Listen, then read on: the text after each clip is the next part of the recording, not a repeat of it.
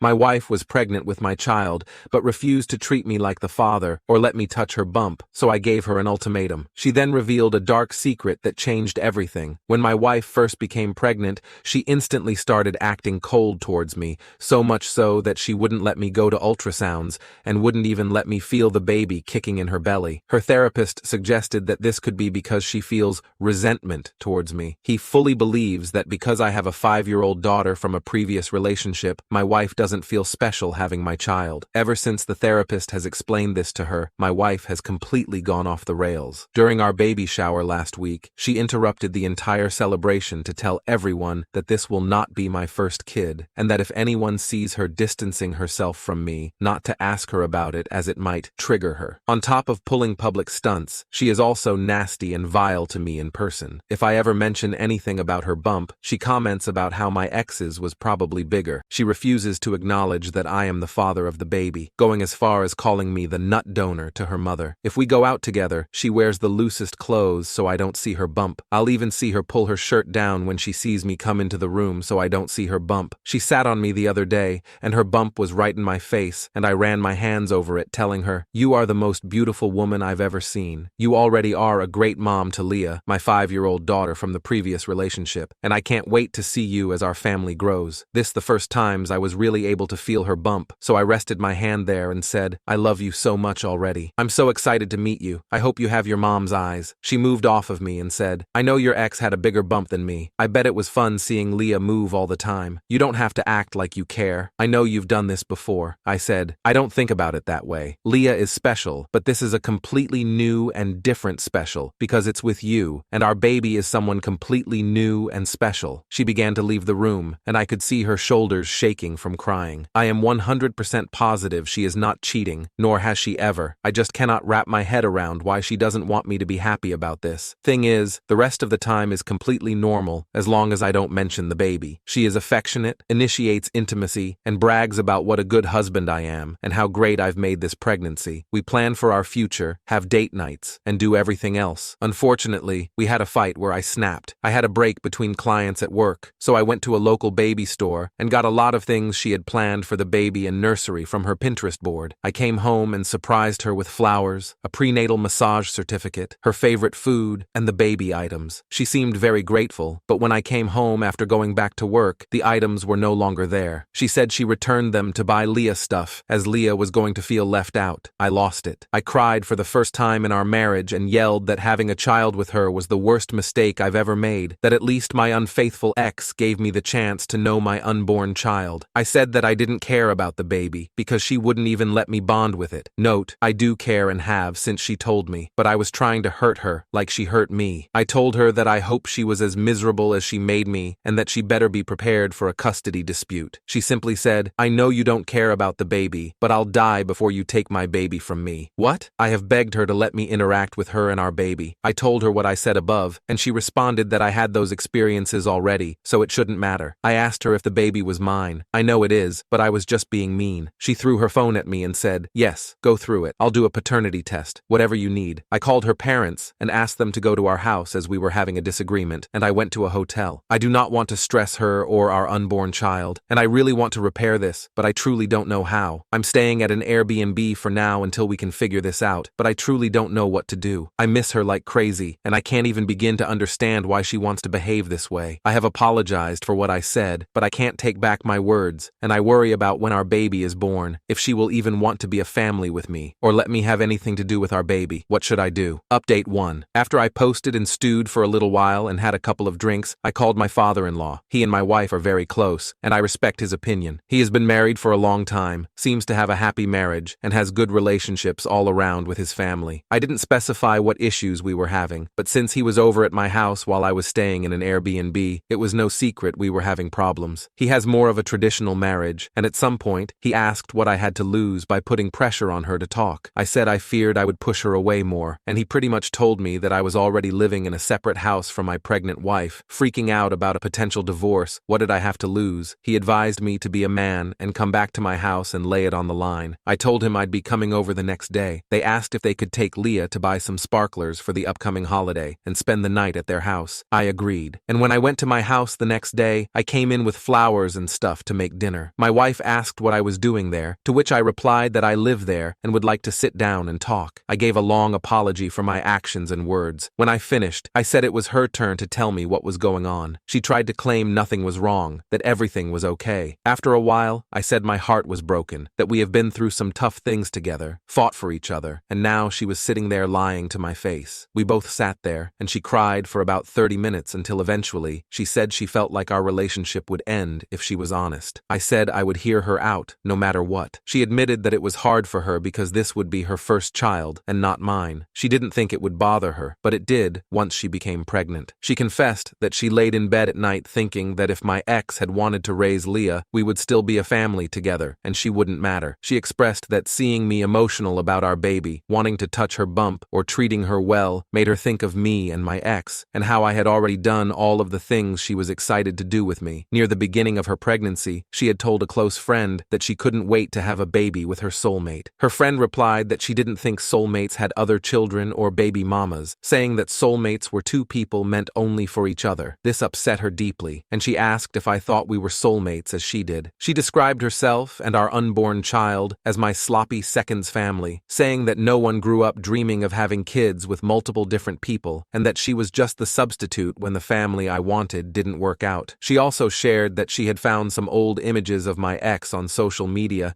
and couldn't stop comparing her pregnant body to hers. She feared the baby wouldn't be an equal to Leah in my eyes. It worried her when I would ask what she thought the baby would be like, wondering what would happen if the baby were disabled, didn't like to do the things we enjoyed as a family, or if the baby and Leah didn't like each other. She said that at one point, she found herself wishing I had never had Leah, so she wouldn't have to worry as much. That's when she knew she had to really put in the extra effort to maintain a relationship with Leah. She feared that between work and Leah, I wouldn't have time for a bond with the baby. She read articles online about fathers not bonding with their children until they were able to do things with the family, and that concern weighed heavily on her. When I did try to bond with the baby, she worried the baby wouldn't live up to Leah. I have never been shy about saying how much being a father means to me, and how raising Leah has been the highlight of my life, along with marrying my wife, and now having our child together. She said it was initially what made her confident in marrying me, and excited to have a big family with me, but now she constantly wondered if her pregnancy and this baby